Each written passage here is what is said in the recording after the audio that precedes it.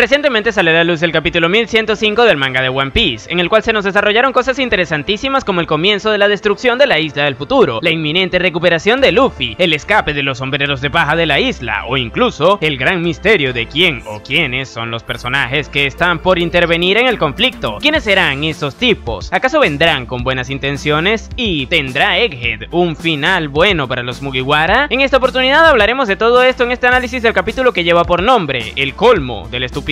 Así que no le demos más vueltas a esta intro y empecemos.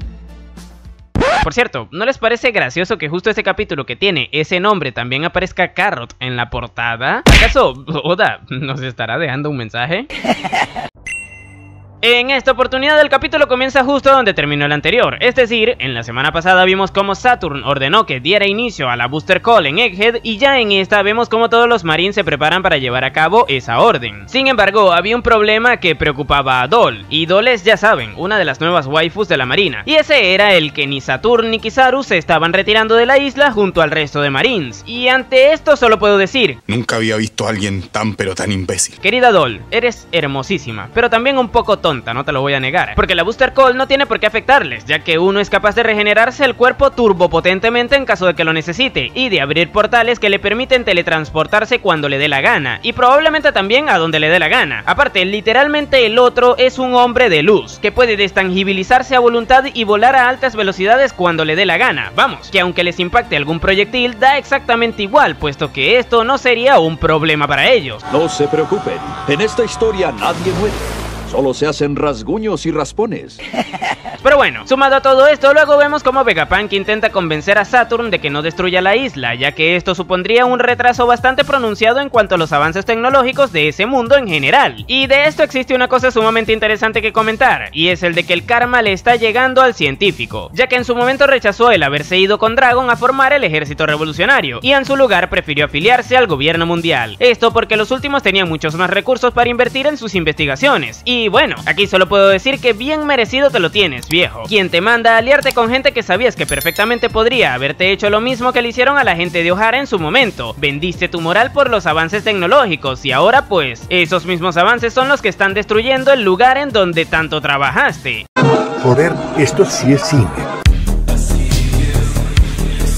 Esto me parece algo genial, ya que no se puede negar que aunque Vegapunk ha tenido muchas buenas acciones a lo largo de la historia, no deja de ser un personaje que ha favorecido muchísimo al villano final a conciencia de todas las vainas horribles que estos realizaban, por lo que incluso si le llegasen a mandar al otro barrio en este arco, esto no sería algo moralmente incorrecto a nivel narrativo, ya que de alguna u otra manera el personaje debería sufrir las consecuencias de sus actos. Pero bueno, quienes sí que parece que la sufrieron fueron los trabajadores de Egghead, ya saben, los que huyeron un día antes de que todo esto ocurriera, puesto que Saturn ordenó, aparte de destruir la isla del futuro, también ir tras esa gente y liquidarlos, lo cual me parece una excelente decisión, ya que literalmente está haciendo lo mismo que Akainu en Ohara. ¿Qué? Y ustedes se preguntarán, ¿acaso Nappo se volvió loco y ahora está apoyando el papeo masivo de personas por parte de un gobierno autoritario? Y sí. Yo no lo sabía, pero ahora me alegra saberlo. Pero en la ficción, verán, para nadie es un secreto que al gobierno mundial le importa tres pepinos eso de andar actuando de forma justa. De hecho, precisamente por hacer lo contrario son el villano final de la historia, por lo que cualquier atentado en contra de los derechos de esas personas estará justificado si esto ayuda a que se sigan manteniendo en el poder. Y para que eso suceda, esa gente no debe permitir que la información del siglo vacío salga a la luz, por lo que toda acción que le haga prevenir que eso suceda estará bien. Eso sí, tomando en cuenta que son unos villanos de una historia ficticia y que deben hacer el mal. Es por esta razón que yo creo que Saturn tomó una buena decisión como villano al mandar a liquidar a toda esa gente, ya que así se aseguraba de que no hubieran posibilidades de que se filtrara algún tipo de información que pudiera perjudicar a la organización a la que pertenece. Sin embargo, hay que tener en cuenta que estamos hablando del gobierno mundial, y que por lo mismo están condenados a fracasar en cualquier cosa que hagan, ya que no son unos buenos villanos. Por mucho que les duela a los fans de One Piece, eso es una realidad. El gobierno mundial son unos pésimos villanos, pero de eso hablaremos un poquito más adelante. De momento, si seguimos avanzando con el capítulo, nos topamos con que mientras Vegapunk y Saturn tenían ese discurso, por su parte Sanji y Franky intentaron escapar junto a Atlas, Kuma y Bonnie, a través del cohete ese raro que estaba metido dentro de unos tubos transparentes. Sin embargo, a diferencia del resto, Sanji se queda, esto para intentar rescatar al propio Vegapunk, cosa que se lo dice a Bonnie, y aquí les debo decir que de momento, el cocinero se está comportando de buena manera con la infante.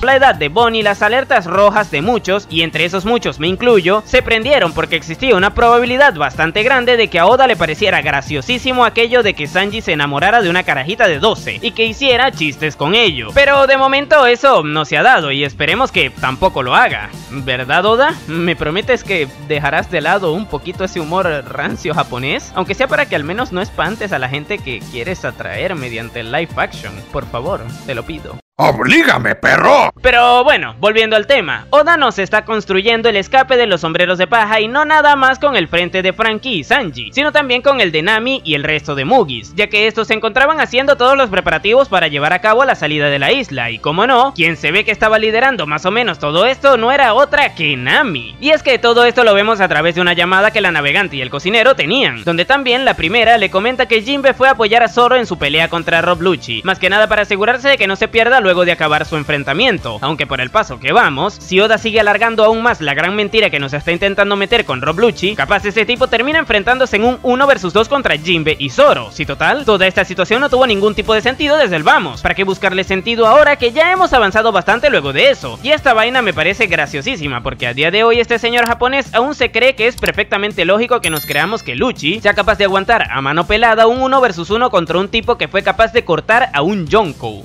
Sí, cómo no.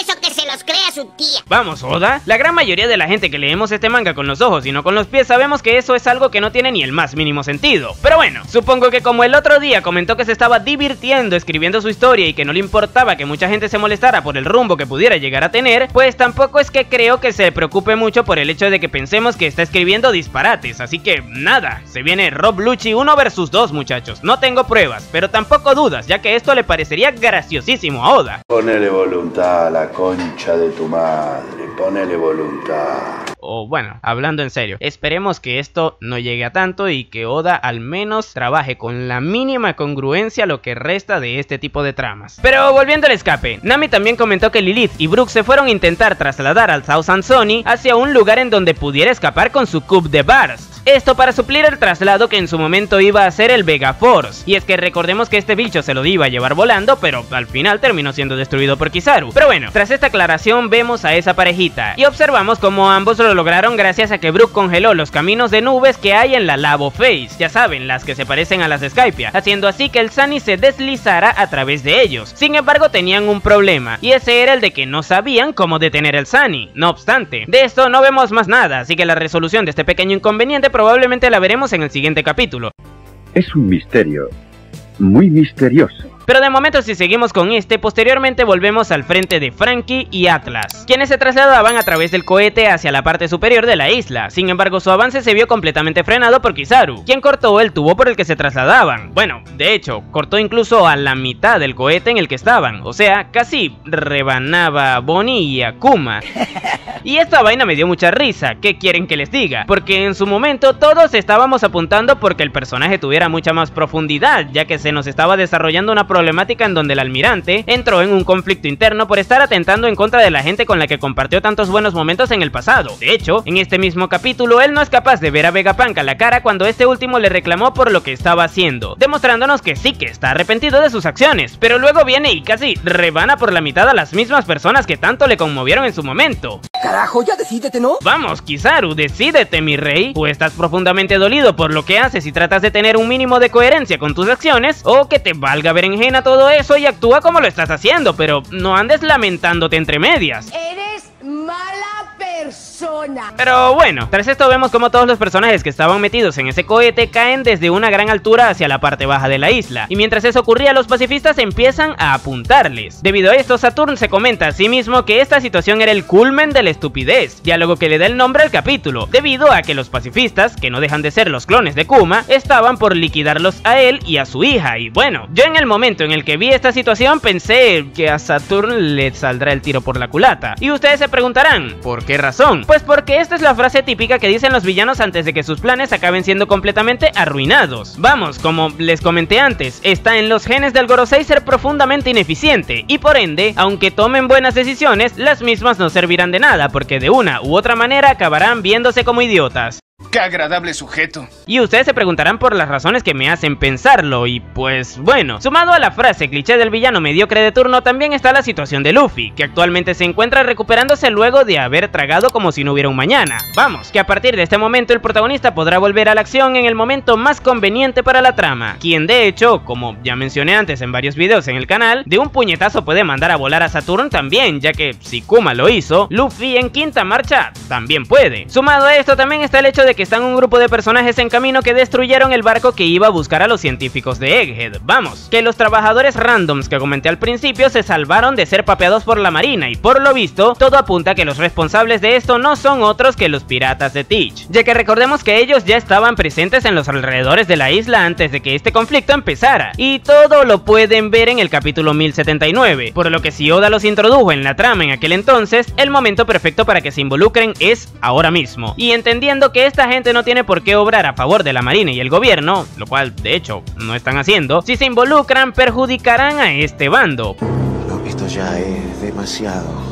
Por lo que, tomando en cuenta que Luffy ya se está recuperando, y ya los Mugiwara están llevando a cabo el plan de escape, el robot del siglo vacío aún no ha actuado y que cuando lo haga obviamente será a favor del conjunto protagónico, que los piratas de Kurohige probablemente estén por involucrarse y que no tienen por qué favorecer al gobierno, y que Saturn dijo la frase cliché que dicen todos los villanos antes de perder, tal parece que el gobierno mundial acabará bastante mal parado nuevamente luego de esta problemática, pero bueno, hablaré de si esto último es bueno o malo para la historia en el video que probablemente suba mañana. De momento les diré que el capítulo no me terminó de convencer, en parte por lo cortito que fue, ya que solo tuvo 12 páginas, pero bueno, tendremos manga la próxima semana, eso sí, así que seguramente ahí veremos cómo continúa la gran mayoría de estas tramas. ¿A ti qué te pareció el capítulo? Déjamelo en la caja de comentarios, yo por mientras te dejaré por aquí más de mi contenido. Ahora sí, sin nada más que decir, tú puedes llamarme Napo y nos vemos en el siguiente video.